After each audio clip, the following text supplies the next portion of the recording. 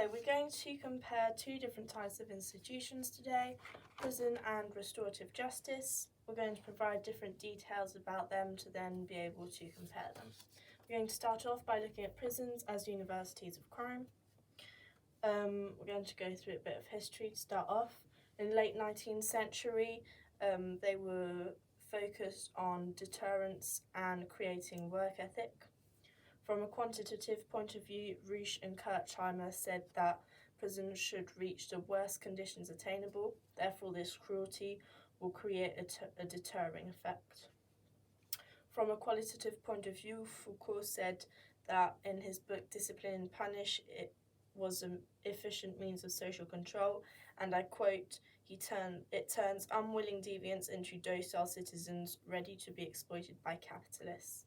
By this, he means that the prisoner comes into the prison and starts working as in he was in the factory, and then once he is released, he knows how that works and can go straight into working for a factory. Milossi and Au also said that the criminal was destroyed in this process to leave place to a good citizen and a good worker. In the 20th century, the aims changed because the work changed. There was a different aim. The work was now not as manual, and therefore it wasn't possible for the prisons to create really skilled workers. Therefore, there's now two aims, rehabilitation and retribution. What we mean by rehabilitation is creating better habits and values, changing them. And retribution is the fact that the punishment should be equivalent to the crime that was committed. Next, we can look at what the use of the prison is. Matheson said that it performed four important social functions. The first one is the expurgatory function. By this, he means that once the prisoner is in prison, he can no longer offend or hurt anybody. The next one is power draining function, meaning that prisoners in prison don't have any autonomy, no responsibility, therefore they are powerless and can't really hurt anyone or use anything to hurt anybody. Then there's the stigmatization effect, meaning that when someone goes to prison, usually it's known all around the community and even outside the community that they are an offender and what they have done.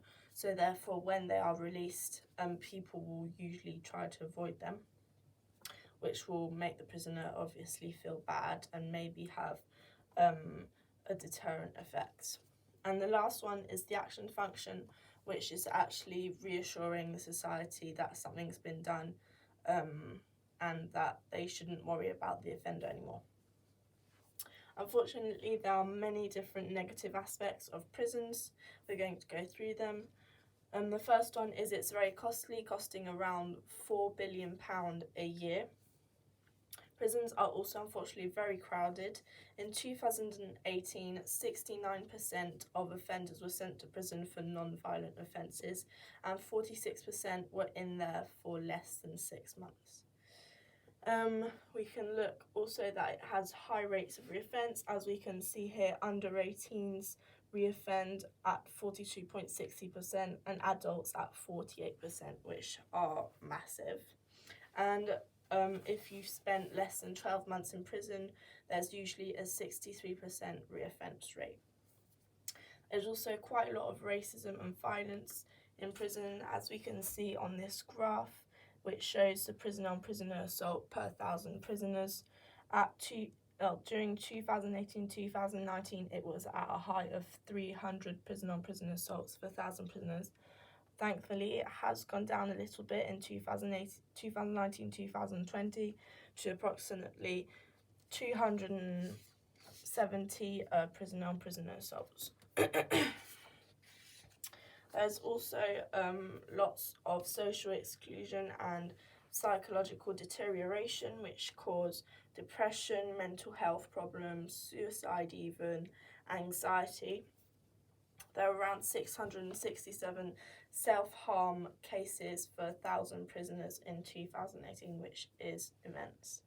There's also quite a gang problem developing, meaning that people have noticed that prisons are overcrowded, therefore it's really hard to get rehab, and meaning that it's actually useless. So they just join prison gangs within prisons that have contact with gangs on the outside, and once they're released they go straight to that gang and just go on with their criminal activities.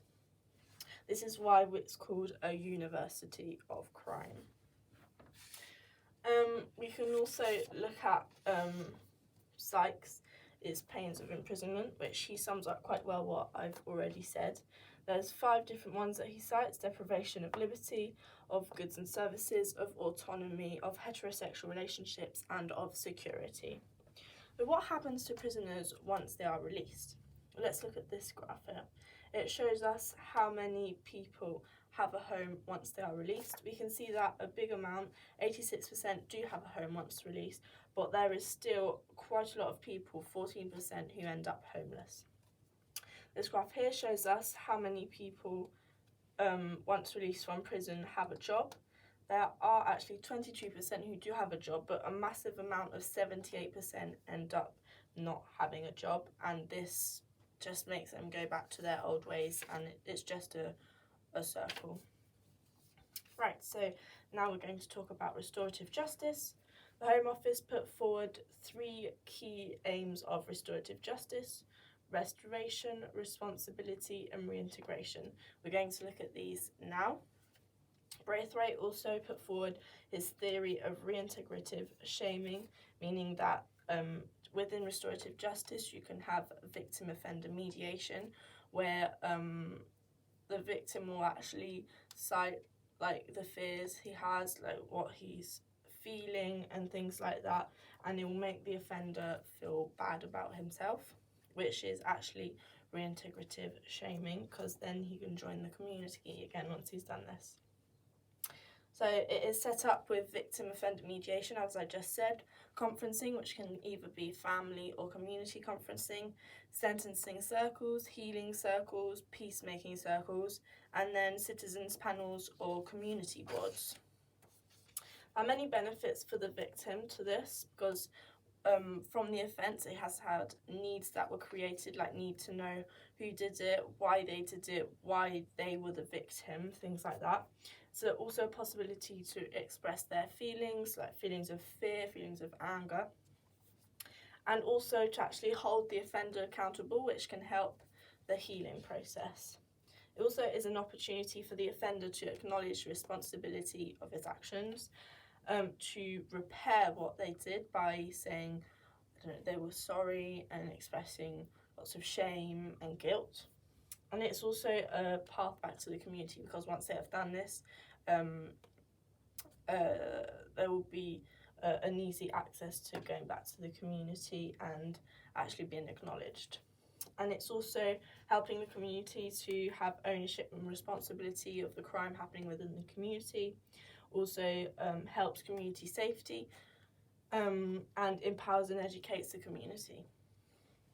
There are different kinds of restorative justice, as we can see them here. To start off, there are discharges, which can either be absolute or conditional. There are fines, which go up in amount. For example, it will be a higher rate the higher the level of crime that was committed. There's also community sentences or community punishment. These is now a single community order that regroups lots of different varieties of options since the Criminal Justice Act in 2003. So it can regroup unpaid work, going to an activity you have to do, going through mental health, alcohol, drug rehabilitation, or even be excluded from a zone or have a curfew, for example. And then lastly, there is the suspended sentence of imprisonment, which is when if someone is sentenced by court to less than 12 months in prison, then in that period, like before going to prison, which is either like in between 6 months and 2 years, they can actually be sentenced to a suspended sentence, which means they have to do things for the community. And if they breach that sentence, they just go straight to prison. Roberts gives a definition of restorative justice. He says that it refers to a process that brings people together in dialogue to gain understanding and repair damage caused by crime and conflict. We have seen that there are many positive aspects of restorative justice. It has also decreased reoffending by 14%, and it's actually more successful than prison sentences of less than 12 months. As we can see on this graph, only 36% of men reoffend compared to many more here, and 27% of women. But there is a massive reoffending rate for 18 to 20-year-olds, unfortunately. There are also other negative aspects. For example, if the offender doesn't want to talk during victim-offender mediation, then it's just not going to work. They can also not feel any shame, which won't get anywhere because they won't have a path back to the community, and they will probably reoffend. There's also, to the eye of the public, they think that it is insufficient sometimes because they aren't actually being punished harshly enough for the crime they did. And it could possibly, we could ask ourselves, does it work for corporate crime or for domestic violence? Because domestic violence is a very personal thing, and maybe the two people involved won't want to talk. They obviously did it for a reason. And corporate crime, there's so many people involved that it's just extremely hard to talk to everybody. Right, so now that we've looked at the two institutions, maybe we should look at what punishment actually is and what these two institutions are supposed to be doing. So what is punishment? Hudson and Zedner put forward that it was the involvement of an evil and unpleasantness for the offender. It was used to punish an offender and an offence, and it was imposed by an authority and activated through different institutions. This pain to the offender was also inflicted as intentional, not accidental or coincidental. Now maybe we could look at what are the aims of punishment. So the aims are to protect society. So both these do this. The prisons put people away, therefore they can't hurt anyone, as we saw in the action function, expurgatory function. And here it's talked through, so in the end they feel guilty and won't reoffend. It also discourages reoffending by deterrence. These both do it. It also makes amends. Prison doesn't do that, but restorative justice does, as we saw. It also reforms and rehabilitates offenders. As we saw for prisons, there's just so many people in prisons that it doesn't get around to do that for many people.